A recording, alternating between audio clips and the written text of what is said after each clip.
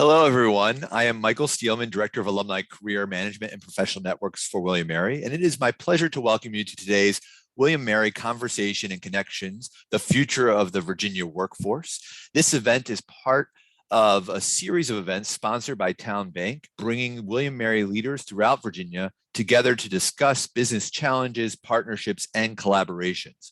It has been a pleasure working with Town Bank on this initiative, and we are delighted to have William & Mary alumna and Town Bank's president of the Virginia Peninsula and Williamsburg area, Alexis Swan, as our moderator for today and throughout the rest of the series.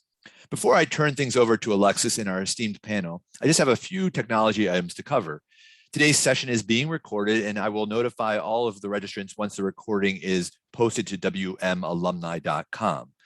Questions are welcome, and we will address as many questions as time will allow. If you just roll over the bottom portion of the Zoom window, you should see a Q&A icon appear. Please use that feature to submit your questions, and I will monitor the Q&A as well as the chat throughout the hour and share them with Alexis later on. Now, without further ado, it is my pleasure to introduce our panel and moderator. We provided the complete bios on our registration page as well as in the reminder emails. So for the interest of time, I will just quickly introduce our panelists. I'm sure their experiences and expertise will be incorporated into their remarks throughout the hour. First, we have Latoya Asia, the Director of Talent Acquisition and Workforce Planning for Dominion Energy. Latoya earned her JD from William & Mary School of Law and studied internationally at Madrid, Spain, as well as earned a BS in Criminal Justice from VCU, just in Richmond. And next we have Debbie Ratliff, Senior Director of Talent Engagement for University Advancement at William & Mary. Debbie holds her MA in Russian Literature and a BA in English and Russian Literature from the University of Virginia, just down the street.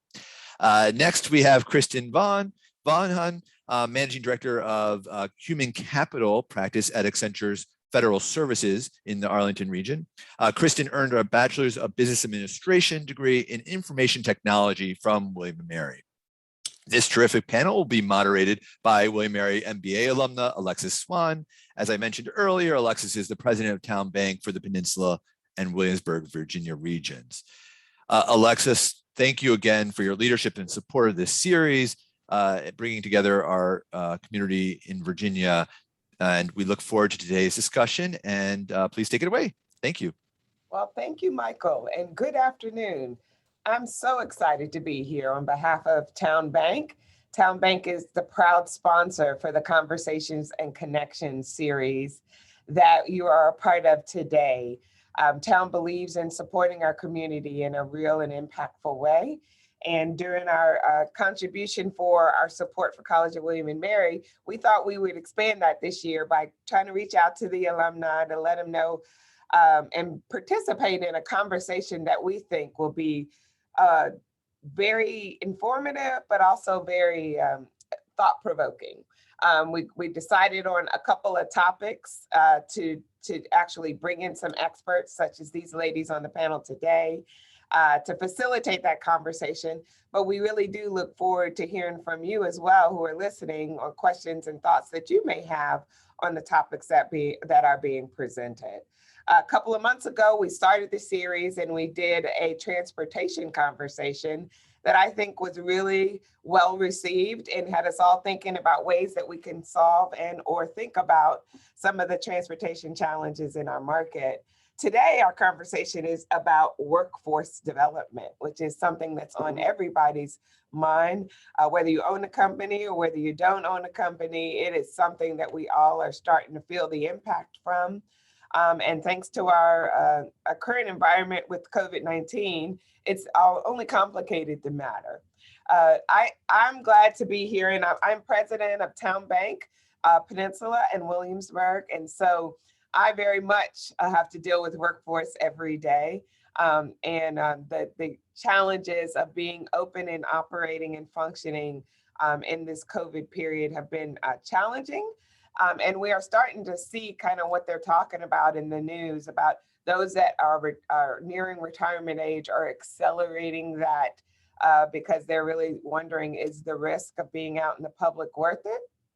And then we're also seeing those that we probably had at some of our entry jobs, not necessarily being the large pool that was available before of those that were interested coming to start in a bank as a teller or some of the more entry level jobs, just because of the things that they think about. You know, we can't work at home. We have to work in the office because you guys want to come to the bank and get your money.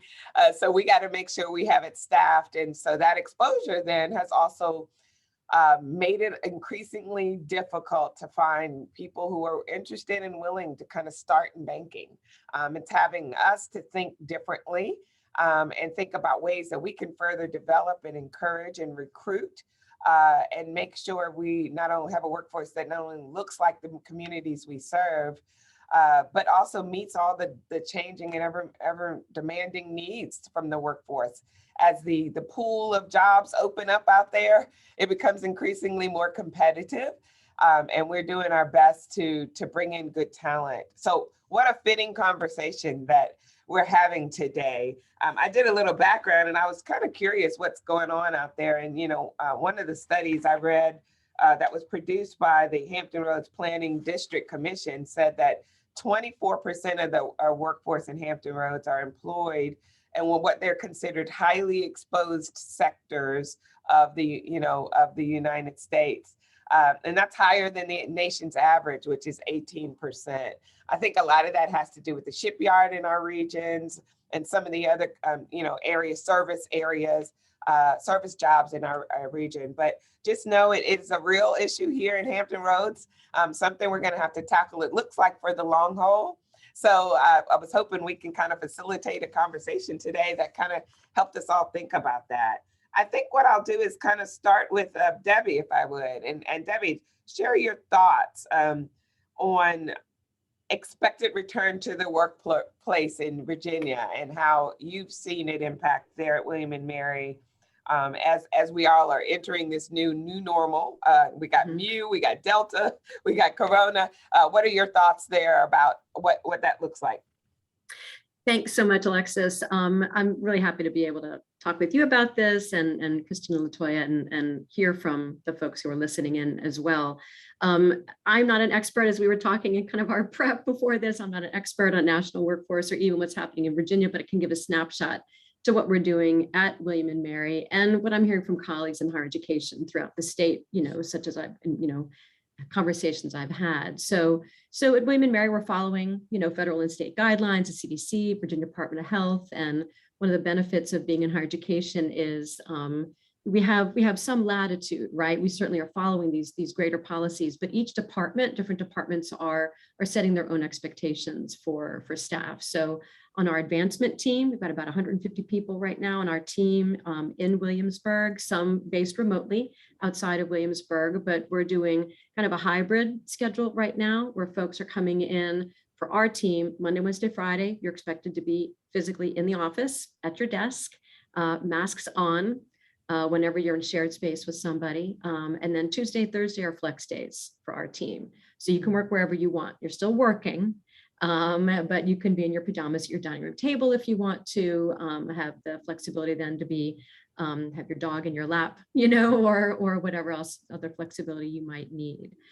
So that's what we're doing right now at William and Mary. I don't want to kind of get ahead of the conversation, but we, as far as flexibility with what we're hearing from our staff, we all now know that all of our work, nearly all of our work, can be done remotely, right? And so at William and Mary, I think it's important to us, it's important to President Rowe that we have the in-person experience for our students. This is a residential campus, it's a residential experience. And so we've always had a telework policy. It's always been possible for folks to telework based on your relationship with your supervisor and the work that you do. So we've definitely demonstrated through COVID, we can all be flexible, but we kind of want to go back to what is our normal expectation, that we are a residential campus and always having had that flexibility for folks to define that as works for them. Some teams, including our team, we've always had folks working off campus in different cities outside of Williamsburg all through. So I'll let others also chime in. Yeah, I think we're all having our own experience, and I think those of us that thought ahead, for example, we got laptops and had already started telework, had a slight advantage in the beginning and had to figure out, others had to figure out a way to catch up. So I appreciate that the university already had some of that going on before. Probably made the transition a little bit easy, whereas I've heard from other schools were not prepared at all. And they had some bumpy roads those first couple of months that are out there.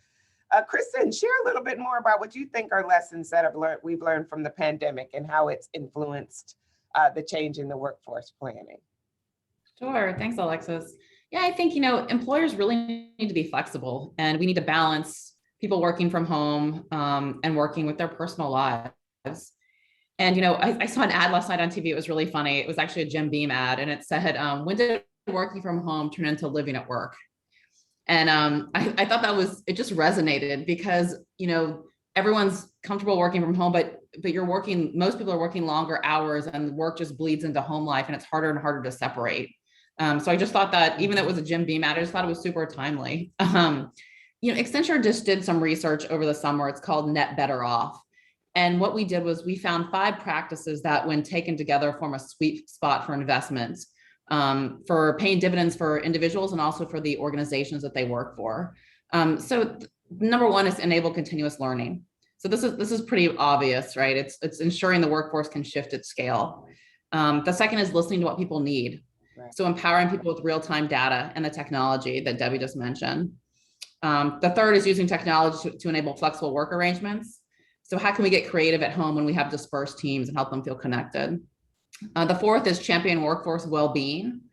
So safety and relational needs are more important now than ever, especially as we're entering the fall and the winter. People aren't going to be showing up to work with colds or sneezing. It's just, everyone's going to freak out, and making sure people stay well and healthy. And the fifth one is set and share people metrics. So it's really taking accountability for things like diversity and equality, and being transparent and intentional in the conversations that matter to people. So I think those 5 sweet spots are what we found that as we look at the workforce and what we're doing, we need to maintain those things or start doing them to keep employees happy, but then in turn also benefits the organization as well. Yeah, all great things to think about for especially employers who are thinking about, okay, what's next?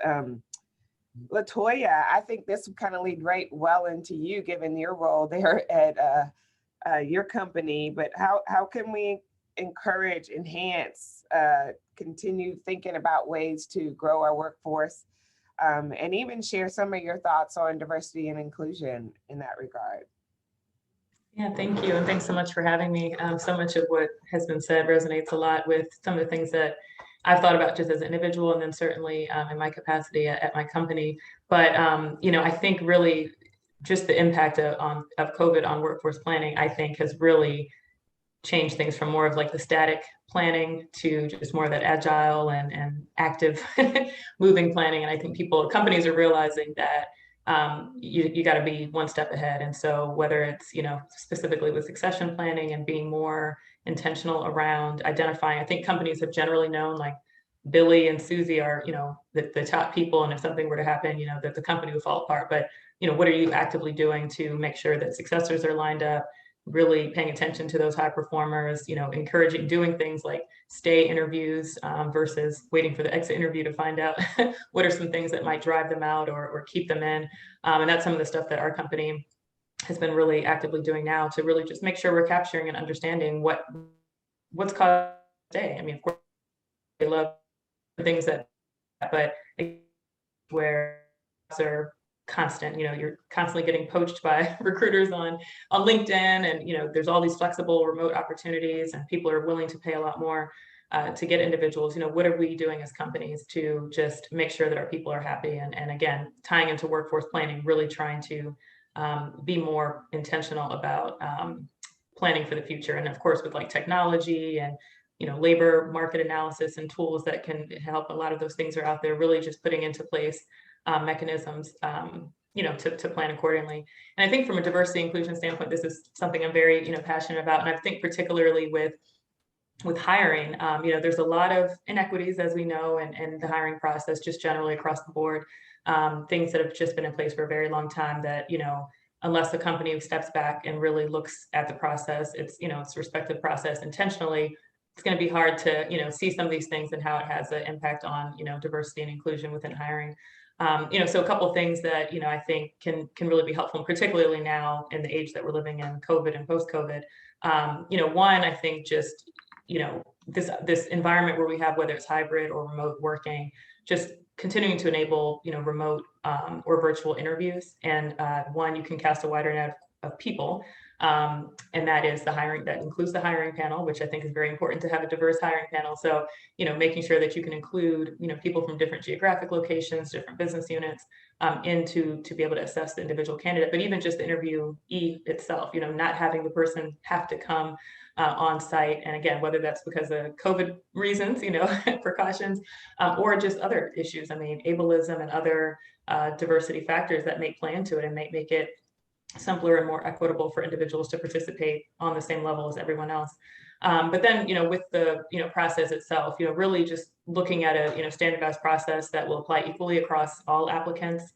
I know some of you on the call may have read job descriptions in the past where you look at it and you're like, I don't meet 100% of these, so I'm just not going to apply. And, studies have shown and just know people who've been in those situations know that if job descriptions are written too narrow, they're just not, they may exclude a lot of people just on the outset. People look at them, and typically that's going to be women and people of color who automatically disqualify themselves without applying. So you're losing a whole bunch of people just on the outset, just based on what you've written. And oftentimes, the company that's written these job descriptions, that's not their intent, right? They think they're putting all the things, and they throw the kitchen sink in there of all the wish lists, but they're not, really focusing on the things that you actually need to do with actual responsibilities.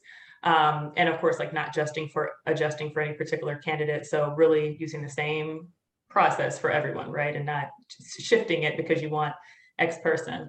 Another thing that I've seen work really well and some companies are doing, and just some low hanging fruit, if you will, really just trying to gender decode some of the job descriptions as mentioned, whether it's, being very specific with the requirements, but also just the language, the actual language used, blind resume reviews, taking names off, taking schools off. So it doesn't matter that the person went to Harvard, so long as they have the requisite degree in engineering or whatever the degree or whatever the discipline may be. And because those biases that creep in naturally with hiring leaders, so if somebody gets all the way along in the process, now here's the time to meet the person to interview. Of course, at some point you need to know some of that information, but now they've made it all the way through and you're just as impressed as you would have been if it's at Harvard, right?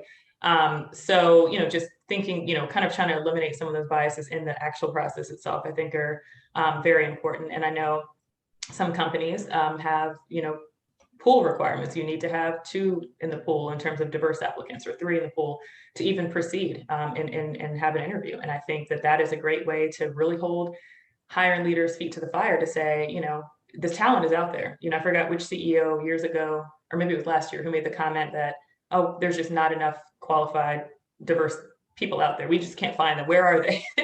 And we all know that that's not true, right? If you're not being intentional, if there's no, and I don't want to say incentive, but there's not something hanging over, for you to, kind of really look, but I bet you if you put that 2 in the pool, you're going to find it, because otherwise you're not going to have a candidate. So really just being more intentional and, as I already mentioned, diverse hiring panels, really trying to get diverse perspectives. And that doesn't always mean race and gender. People, of course, naturally always look at that, but no, what are some other characteristics that would be helpful? Perspectives, geographic locations, again, different business units, years of experience. And I think, just the last thing is just, again, really being targeted and intentional with the sourcing efforts, outreach, who are you putting the job, postings out to, which platforms are you using, which partnerships.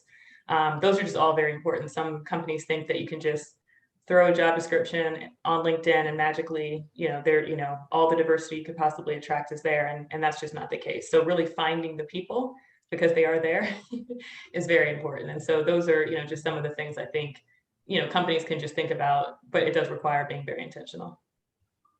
Toya, I love that. And I think the one thing I'd add to is making it more prominent, like feedback and measurement. So what's measured is what's important. important. Yes. So I, push companies to say, here's our diversity metric we're trying to get to for this year. We want to have the workforce be 60% women, or whatever the number is, or whatever, ethnicity, and making those stats known and those goals, and then measuring those throughout the year, because it will hold people accountable.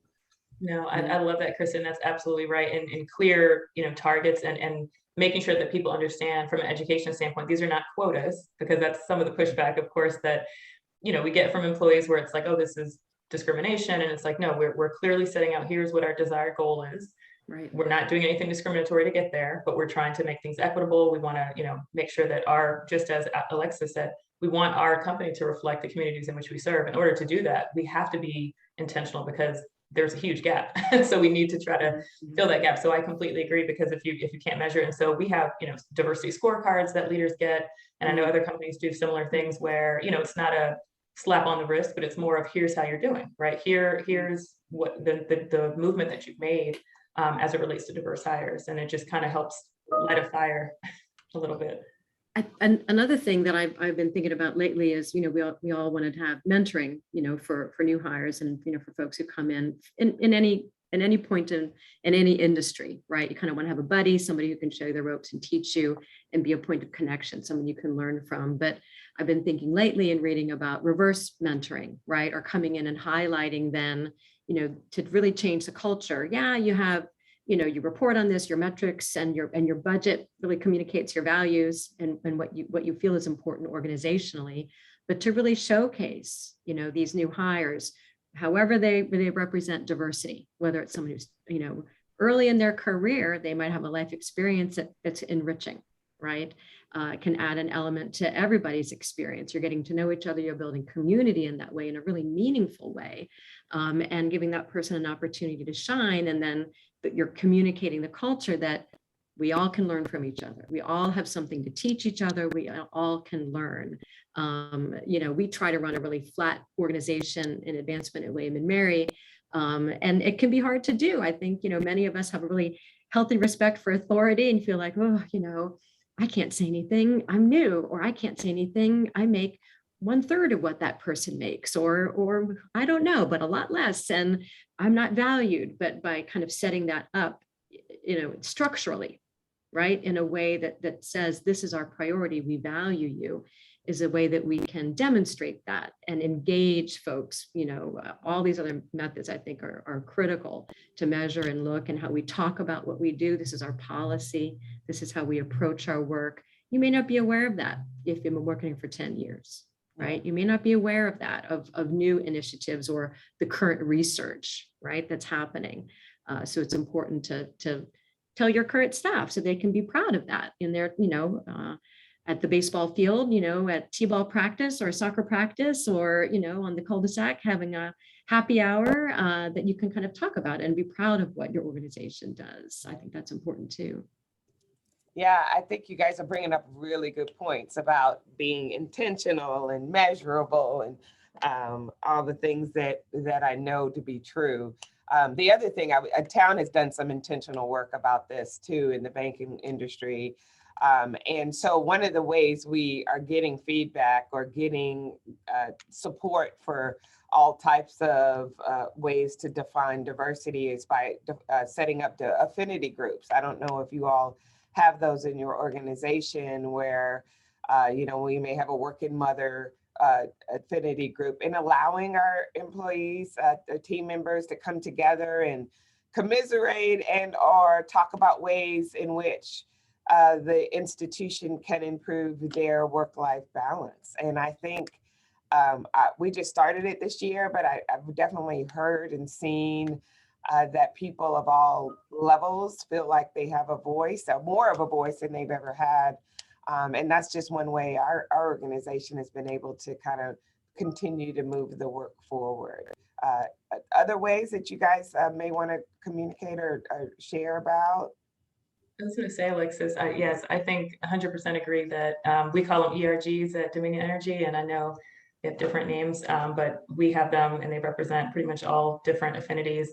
But I think the cool thing with ERGs that I've seen at Dominion and other companies is that, you have the specific affinity, but you have allies that make up sometimes even more than what the particular affinity identifies, which is important. And we realize that, you can't have a women's organization be successful without men in the group, and vice versa, with different racial or ethnic backgrounds, because it's otherwise it feels like you're preaching to the choir.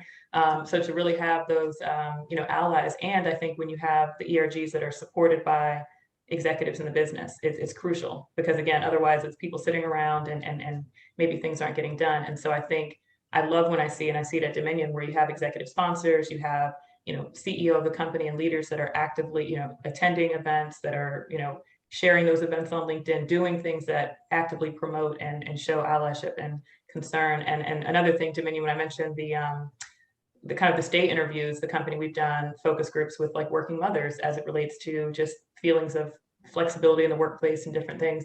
And so really just creating those spaces and avenues for people to share. And when you're on those calls and you hear executives, females that are senior vice presidents and all these different levels sharing very similar views, it's very refreshing to know that this is not a level thing. This is not a, anything else thing beyond, we're all people, we're all humans, we're all experiencing this together.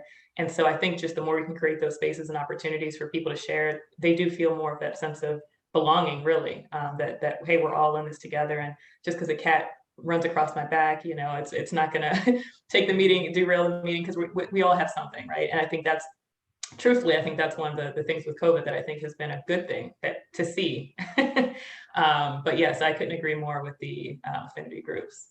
Yeah, I agree with you. I think COVID really brought that home and brought that to light, especially for working parents, right? I don't want to say working mothers, because I do have people in my office who are single fathers, right? And the pandemic brought in a new challenge, and their child was home and they had to figure out how to handle that. And we had to quickly think about ways to support them, especially, given that they are such impactful, important members of our team. So, the good part is we've started the conversation, and it'll be interesting to see how it carries on as we move through or pass or with this pandemic that we're in the midst of right now. What are some of the other trends you guys are seeing in regards to some of the, we mentioned earlier, or I mentioned earlier, that I was starting to see like what they call the great resignation, or basically the older or more experienced people in organizations are starting to say, you know what, I'm going to tap out. I was thinking life is short. Now I know life is short. So let me go and try to enjoy the fruits of my labor. What are you all experiencing any of those unexpected moves, and how are you guys handling that in your organizations? I think I've seen a lot of movement around the younger generation. I'd say Gen Z mainly, and I think people want flexibility, and if their employer is unwilling to offer that, I think they're going to find someone that can, because it's so plentiful now. And I think, Alexis, to your point around like the great resignation and succession planning, companies need to identify more than one person. Your succession plan shouldn't be, here is Jill, she's going to backfill this role. It should be, here are the skills and responsibilities that I need for someone in this role. And here's my list of 10 qualified candidates, or 5. And you have a pool of people to choose from. So you're not limited to, your succession plan isn't the single, rung ladder where if someone leaves, you're in trouble. It should be this thoughtful analysis, and you have a pool of people that you're working towards capturing that knowledge. Mm-hmm. I think we can also use technology to better capture knowledge across an organization, and really working in teams to help spread that. So it's different generations working together. I mean, we have at least 5 generations in the workforce right now. So if you feel someone is ready to, retire versus just find another job, how do we make sure that we cross train and cross build those teams to make sure that that's not happening? But I do think that's a big thing right now. Lots of people are,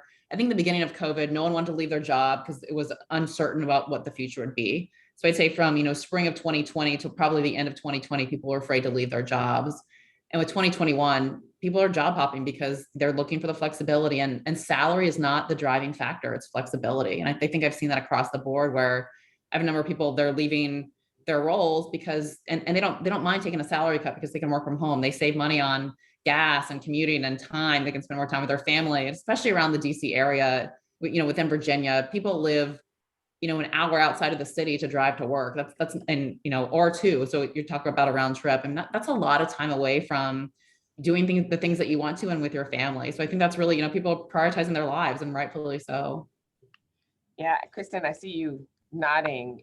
You agree with that? And are there any other thoughts regarding that? Yeah, no, I was going to say I've seen literally everything that Kristen said.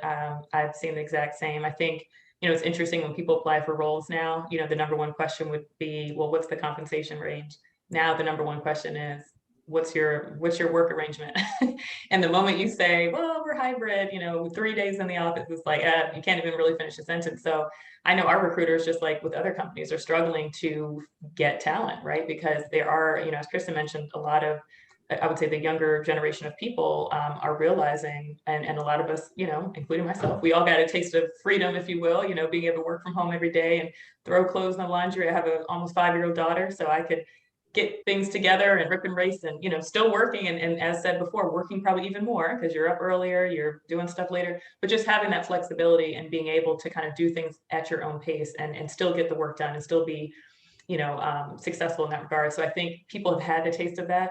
I know some people even in industries where it's impossible to work from home. My sister is a school administrator for an elementary school, assistant principal, and they got that taste of working from home, something they'd never, of course, as an educator, you never would be able to do in that capacity. And now she's back in the schools and she's like, this is, so you have something to compare it to. And so people are looking for that. And I have seen several people that just say, you know what, I'm willing to take this $50,000 pay cut to work entirely remote, and they could go move wherever they want, do whatever they want.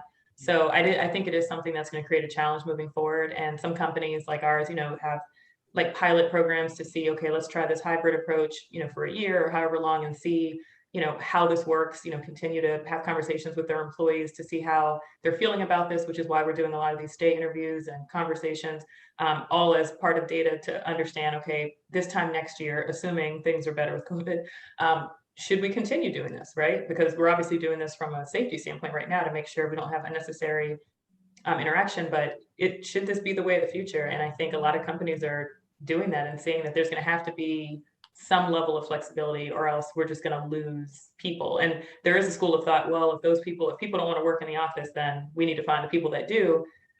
But it's kind of like, do you really want a workforce? Do you want that type of workforce where it's limited to one type of person? Right. So it's going to be interesting to see. But I think the work-life balance is the biggest piece of this. Yeah, Debbie, you have some thoughts? Yeah, sure. I think also, as we're shifting to that model, right? As I said, and we all agree, we all have learned we can all work remotely. The work can be done. We've all learned how to adapt. There's nothing like necessity to help us invent or be forced to do everything online, to do everything digitally, where, maybe you didn't in the past. But we got to kind of have to relearn then, or teach ourselves, well, then what is the best way for us to meet? How can we make sure we're facilitating water cooler conversations when you're not walking down the hallway, you're not going to bump into people. Some things that some members of our team have done through the pandemic that I think we can carry forward, because we do have some folks who are remote and folks who, will be hiring again. We want to support folks and hire them so they can work remotely and telework if they need to, but supporting them, some kind of coffee hour, every Wednesday at 10 o'clock, for 15 minutes, pop in if you can. Kind of a situation where you can rely on that, or someone can just call out and say, hey, I want to have a brainstorming at such and such a time, and invite folks. So you're facilitating those kinds of things that aren't going to naturally happen when you're at your desk in your home office. You're not going to bump into people. I think in many ways we all felt too available this past year, that someone could just say, show up for the Zoom meeting. There's no transition time. You go from meeting to meeting to meeting, from 9:59 to 10 o'clock into the next meeting. So we felt very available, and that our time wasn't our own. But we need to kind of carve that out to have that unstructured time. And you can have a lot of really productive conversations in that time. So I think it's teaching ourselves, not relearning. That's not the right word to use, but teaching ourselves how to facilitate differently the kinds of things that help an organization make decisions, form connections, but also build that community among colleagues that is so, so important in every industry, but especially in ours, working in philanthropy. Relationships are our business. And so we want to make sure that we're walking the walk and supporting our staff, our employees, so that they can form relationships with each other. Helps retention, helps everybody love their jobs and make connections with colleagues. That's also relevant. Yeah, I really think you guys have brought up some really great points. And I think that we're making employers stretch their minds. I can remember a time when they said, no way we could do anything for banking that wasn't in the office. And we have learned, just like everyone else, that there are jobs that we can do thanks to technology, that you can do away from being in an office. I mean, not necessarily on the teller line, but there are many other positions that make a banking institution tick. And so we've been creative and thoughtful, and it's been amazing to see the resilience of employees and employers during this time when you didn't have a choice, right? So you had to make it work and you had to be creative. I love the little check-ins with coffee that you mentioned. I hadn't thought of that, and I'm writing that down for those of mine that aren't here. I'm a people person, as you all can imagine. I struggled during the pandemic, and the minute they told me I was essential and I could go back to the office, I was there. But I know that not so many people are thinking that way, and so I have to always be thinking of ways to engage and make all of my employees feel heard, no matter what way or thought pattern they may come from. So I think all of the ideas you guys shared are great. I do encourage those that are listening to add their comments and or questions in the chat. Michael and I are kind of tracking that because I want to make sure the conversation is going the way you guys are interested in it going as well. And so your input would be really greatly appreciated. One of the things that I can't remember who mentioned it, we talked about how important it is to retain. So we talk about actually going to get talent. I think this has also increased an awareness of the importance of retention. And so that does require some different skills that we may not have put in place. I know in banking, development has always kind of been, we'll help them keep up. And now I really see it as an intentional work where we are creating development plans, finding ways to do training, really having conversations with people about where they want to go and what they want to do. But what comments do you guys have about possible, retention and retaining employees and the shifts of that during the pandemic? Latoya, you start. Yeah, I was just going to say, I'll just jump in and say, I think, and this is where I think it gets, tricky with, whether it's hybrid or everyone's back, because I do think particularly with hybrid, you have situations where people may not feel as valued as others if they're not seen, right? So we talk about, trying to look at everyone equally. So I know there's been conversation around a hybrid environment where, it's from a promotion standpoint, just, like what Debbie mentioned with the water cooler. If you don't see the person in their office working or at the water cooler, will that person still be seen in your eyes as the leader, as a person who's doing better work or good work than maybe somebody who's in the office? So I think anything you can do to kind of continue to encourage those who are, again, high performers and doing great work that may not be in the office, the better, because one, you're more likely to retain that person because they feel valued.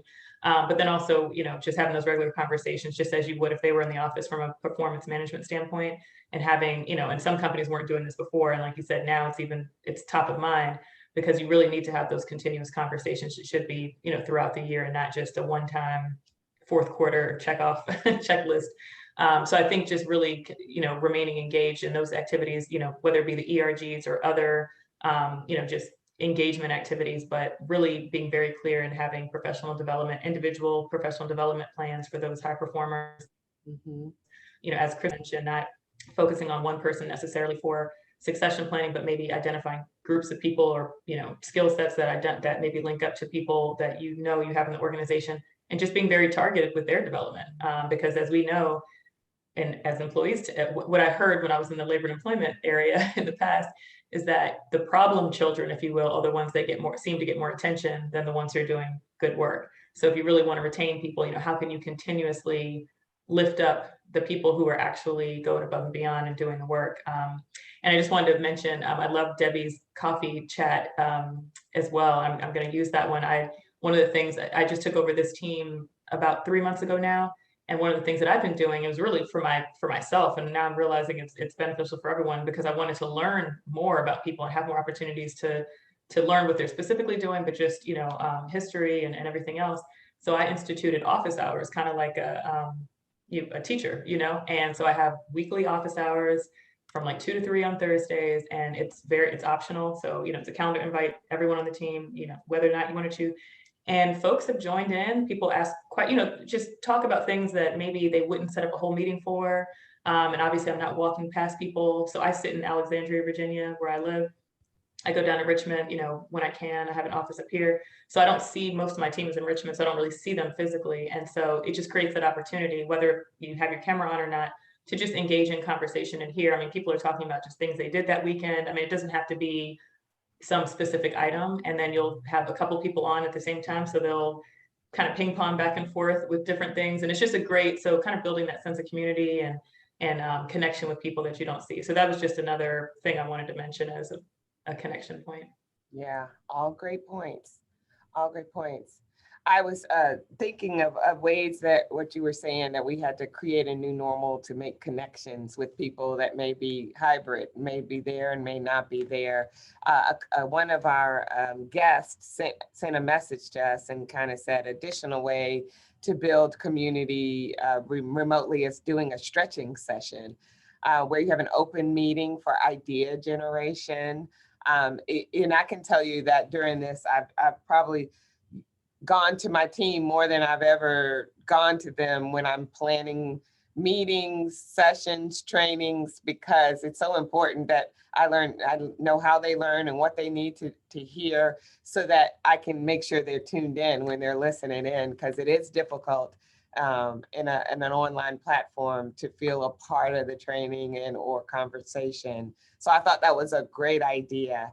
And the other thought that the person shared is utilize people in your organization who have always worked remotely to help with what has worked for them to stay connected, even though they've always worked remotely. And I had a sister-in-law who works for another organization, and she's always worked remotely and always is in her pajamas, but has worked, and it works all the time.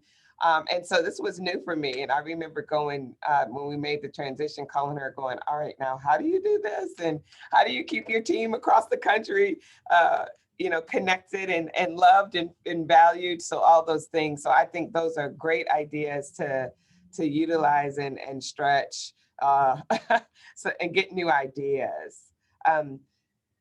What about you, Kristen? Anything else that you would think of? I know you're in the nonprofit world. How do you keep everyone focused? And I assume donors tuned in to what you're doing. And I think you mean Debbie. I mean Debbie. Yeah. I'm sorry. That's okay. That's okay. That's what I love about Zoom, because like everybody's name is there. It's like, I think people should always wear name tags in every aspect of their lives. Even your children, they always call your children the wrong name. You know what I mean? Sorry, I apologize. My thing It's all good. Y'all went blank and I didn't have names in front of you. No, it's all good. It's all good. Well, one thing that just, what we were able to do at the university during pandemic, kind of talking about in line with succession planning, but in terms of skills, what skills do your team members have and how are they being utilized, right? Are folks being underutilized or appropriately utilized? During COVID, it was all hands on deck, right? For every organization across the country and higher ed as much or more than any place else. We had to train faculty, set people up, staff. Some were already working remotely, but many not. So hook people up. Come in, grab your desktop stuff, throw it in the back of the station wagon and take it home. So be flexible. So one way we did that was we had to institute COVID testing, right, for students and staff in our community. I mean, universities are like, we are companies, but we're like small countries even, you know what I mean? We have our own culture, we have our own personality. And so, you know, our events team in advancement, we weren't doing in-person events. So we repurposed those folks who are, you know, man, those people can work an Excel spreadsheet. They can organize people and data and schedules pretty darn well. So using that staff to pitch in with the testing protocol, right? And scheduling that and running that, which was a huge undertaking at William and Mary and every other university across the country. So, so I think that's one way, you know, just kind of stream of consciousness. I just wanted to mention that. I think that's really another way we can be adaptable to changes. And, you know, if the needs are changing, if the environment's changing, look at the skill set. You know, what skills do people have? What skills are needed for emerging needs? And you know, you can meet those needs, meet those new needs, right, with your current staff. You don't have to then these folks sit, you know, and not be employed, or we didn't have any furloughs of our staff at all, thank goodness, and advancement, you know, during COVID, and keep people employed and making an impact and feeling a part of the community. That was something that we were able to do, that I think our, you know, President Rowe is very proud of. We're very proud of our team members for chipping in that way for the whole institution. For us, in terms of our business is raising money for the university, getting private support for the university, which is so important. I think, you know, not gonna lie, it's tough for a lot of us. I'm a functioning introvert. I mean, you know, can function as an extrovert, but I was very happy to be home and watch Netflix and work all the time and be in my pajamas. It was fabulous. But for our frontline fundraisers and many of our leadership team, it's really tough. They do not want to be on Zoom. You know, they want to be in person. So I think, again, we want the flexibility for our friends who are, you know, earlier in their careers and want that flexibility to work from home and be remote, but also understand that for others, they need that. You want that community. And when you've got that hybrid team, you've got to be intentional about it. You've got to learn from each other. Like the commenter was saying, you know, learn from folks who've always been remote. You know, what do we need to be aware of? How do we make sure we meet their needs and they feel included? And also helping those who feed off of each other's energies, and, you know, the true extroverts who want to be together, like you, Alexis, right? You want to be with other humans, you know, and so so we want to make sure that, you know, everybody's, you know, working environment to their greatest capacity, right? And always fully utilized, not underutilized, and engaged in a meaningful way. It's so important, but it's tricky. It's very tricky. It is. I think it's making all of us think differently and think casting a wider net. And I think about, you know, going forward as I watch what's going on in the news about the job market, and that there are going to be tons of jobs available for people to pick from. And we got to become more and more competitive as employers when we're picking and selecting and being creative. Kristen, you've been kind of quiet. You want to chime in on anything that you think we need to think about when we're out recruiting now? Again, with the skill set, there was a question in the Q&A about you all are seeing it as, how are you all seeing it as it relates to the changing skill requirements for open jobs? And is the pool matching the skill sets that are required? That's a really good point. I think COVID has brought to light the softer skills. So we always refer to soft skills. I like to call them power skills. And it's more you're looking for the technical skills, but also communications, trust, professionalism, interacting with teams and working with teams. I think those become much more important with a hybrid work environment. And so it's hard to assess those with such short interactions through interviews. So through like case interviews and behavioral questions, I think you really need to dive in and figure out, is this person the right fit for the culture, but then also can they work with teams in a hybrid environment? And I think that's really, really important. So I'd say just that it has changed. I think we're going to focus more on the softer skills. And before, I think we just took it as check the box. You know, if you're a recruiter, if you're a hiring manager, it would literally be a checkbox to say, does this person have a professional presence? Yes or no, right? And I think it has to be so much more than that now. And I see LaToya and Debbie nodding, right? Because you guys know how it is. But I think it's so much more than that. And I'd say too, when you're interviewing, or the interviewer or the interviewee, making your needs known. So if I'm being interviewed for a job, I need to be forthcoming and say, I need to work a flexible schedule, or I want to come in the office 1 day a week. And as an employer, don't leaving it vague to say, we're in, it's a hybrid work environment. Well, what does that mean? Are you in the office Monday, Wednesday, and you have to be home Tuesday, Thursday? I just think making everything crystal clear so there's no room for doubt, because we're in that transition phase right now, and things could go either way. We can go back or we can go forward, and it's never going to go back to the way it was. So I think we need to start thinking about workforce and workplace expectations differently. A lot of what we talk about is the ecosystem has changed. So before the work ecosystem always revolved around the office, and now it's actually the person, it's the employee. So the ecosystem follows them. So it doesn't matter where you sit, you need to be equipped from a technology, from a process, from a communication and collaboration perspective on your person. And I think that's a big difference in how we thought about it before, was like returning to the office and so you can be productive, but that doesn't really, make sense anymore. Yeah.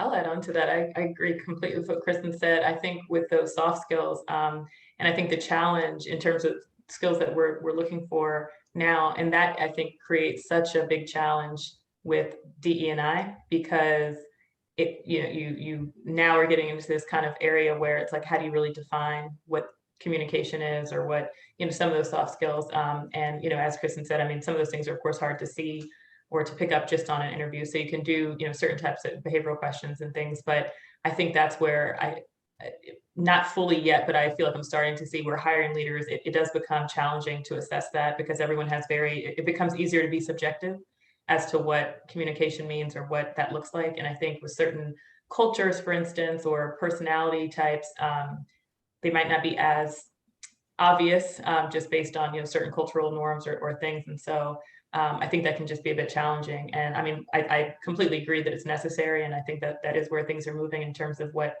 companies are looking for. I just wonder how long-term that might impact some of the DE&I efforts. Because I mean, obviously you need training, and you need to kind of continuously educate leaders and HR folks on just requisite skills for interviewing and things, and to try to eliminate some of those biases and be more subjective. But I think the more soft skills and less kind of on the technical pieces of it, it will kind of create some of those challenges. So it'll be interesting to watch just to see how that impacts. Agreed. Absolutely.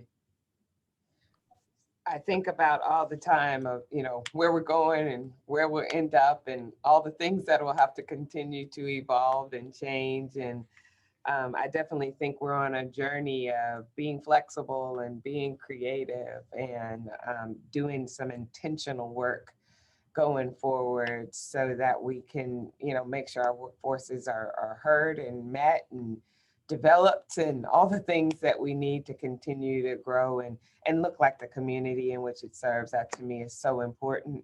So I get it. What additional challenges, we've talked about a lot today, from workforce to regarding workforce, regarding DEI, during companies being flexible, development plans. What other challenges are you guys seeing? I just got a question that came in, and it says, I'm curious about thoughts on how you feel if after COVID, a lot of the work environments will revert back to the office or status quo, regardless of the trend. Goldman Sachs has made some bold statements earlier this year, saying that all of their employees need to return to the office, yet a lot of the larger organizations are kind of pushing back return deadlines. And that's a good comment, because in banking, I see a lot of companies and businesses here, and they were like, we're going to build and expand and have all these offices, and now I'm having conversation about now maybe not so many offices. We're going to kind of take it and see, and as we go. I mean, what do you ladies have any thoughts about what normal is going to be like? And I think it's going to be, I like to use the term back to better. So it's not going to be back to normal. It's going to be back to better. So we're going to take all the lessons learned that we've compiled of the last 18 months to maybe 2 years at this point, and come up with a flexible approach where it's not a one size fits all. It's not going to be everyone returns to the office or everyone's remote. It could be on a role by role basis, on a person by person basis, on a location by location. It just depends. And so I think we have to be flexible and listen to our workforce's needs and what people are, need to be successful, and wellness. I think there's going to still be a big focus on wellness, making sure that people are healthy, they stay healthy. And we do check-ins with people. I think mental health will be more important than ever. I think that's become more popular in the last few years, but I think that companies will start offering bigger wellness programs and packages to people to make sure that we are proactive, just like with medical, where we do a lot of proactive checks. We'll be doing the same thing with mental health as well, making sure that we check in with people still, because, during the first few months of COVID, we checked in with people all the time. And I feel like now it's just kind of up. So let's just dive right in, right? It's making it personal. And I think keeping that up are things that I think will make it back to better. I like Yeah, back to better. What a great way to say it. Thank you for sharing Yeah. that. What about you, Latoya? What are your thoughts? No, I love that too. Back to better. I was like, that's going to have to be a slogan. I really love that. It makes me think of, I heard of something like work appropriately, in terms of like your environment, and where people say like, oh, this person's at home or not at home. People are worrying about where people are. It's just like almost like dress for your day, just work appropriately, whatever that looks like for that day, do it. No, but I love that. But I do think, and looking at what the person mentioned in the chat too, about different like Goldman Sachs and some of the companies, I do think, unfortunately, it's going to be kind of a us versus them situation, where you're going to have these very dramatically different environments. And some people are going to look at that as a cultural, some definition of culture, right? Like if this company has a requirement to go back every single day, status quo, they're kind of tone deaf, and I'm just saying what I think their perspective may be, kind of tone deaf, and they're not really in tune with the fact that people have different needs and want more flexibility. But then, of course, if it's like all the way on this end, some people may look at that as chaotic and, no way to develop or to grow or to be promoted. So I think it's going to be just a real challenge, I think, for companies in terms of, seeking talent. And I know the company that I worked for last year that was acquired by Morgan Stanley, I've been following Morgan Stanley for seeing and they exactly what Goldman Sachs is doing. I mean, their CEO was pretty much like, look, everyone has to come back tomorrow. Like it was just, all at once. And you have some people that were just like, oh my goodness. And so it's really you're gonna lose people for that, but then you also may get more people who want that culture. So I think it's really gonna be just the growing pains to get to that sweet spot of people kind of having more alignment. I think it's going to be challenging. That's just my perspective. I think that's going to be a challenge. I think I totally agree. I mean, I think I don't want to cut you off, Michael. I know we got to wrap up, but I think at the end of the day, every organization is looking at the business need. What's the business need? Can these roles function? Can you be successful? And can we be productive? Can our business thrive?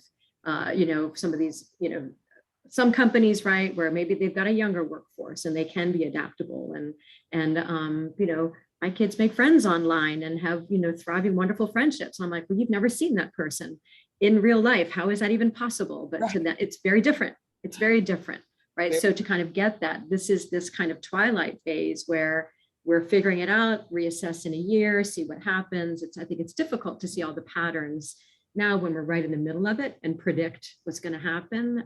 But I've been jotting down all these notes. I love, Kristen, a lot of the phrases you've used, power skills, not soft skills, and back to better. And it's important to have these kinds of, phrasing and that communicate what our values are, and that we appreciate and understand that things are different and they've changed and we've changed as a result. Yeah, and I think all of your comments have been so great and so spot on. And I'd sum it up to say communication is the key. Stay involved and stay connected to our teams that we work with and work for. Share your honest feedback, right, about how important work-life balance is to you. And I do think it will come down to a dollar and cents conversation.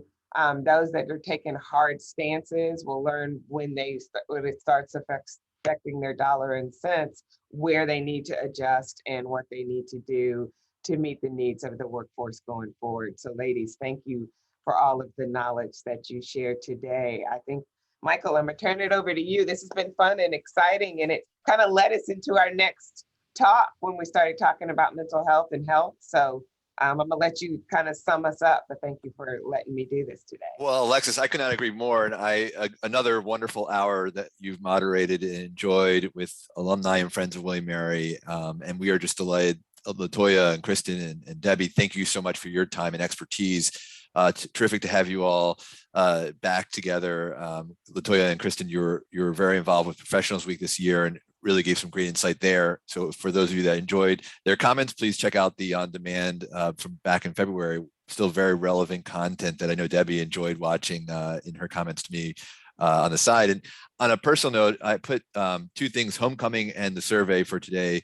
But homecoming today is the last day to register online. So don't forget to do that. I was going to say, as a personal note, that's going to be my first trip as a remote employee of William Mary's advancement team back to Williamsburg since February of 2020 for Charter Day that year. So I'm looking forward to, as an extrovert, I will say, Alexis, I resonate with you. To see some of my colleagues. It's so nice. We do a good job using Teams and Zoom as our meetings and virtual, but to be in the presence of your colleagues, even with masks on and safely, I'm just looking forward to that again. But really wanted to just encourage all of you, if you're in the area, to come down to Williamsburg next week. It will be a nice gathering, and it sounds like Latoya's going, maybe, or maybe a law school reunion of sorts. So, but Kristen and Latoya and Debbie and Alexis, thank you again. Looking forward to the health one. We're going to finalize that and get that out to everyone as well. Health in Virginia, discussing mental health to medical research and all the things happening in between. So, great topics, everyone. Stay well. Thanks for joining us, and we'll keep in touch. Thank you. Thanks, Michael. Thank you all. This is great. Thanks.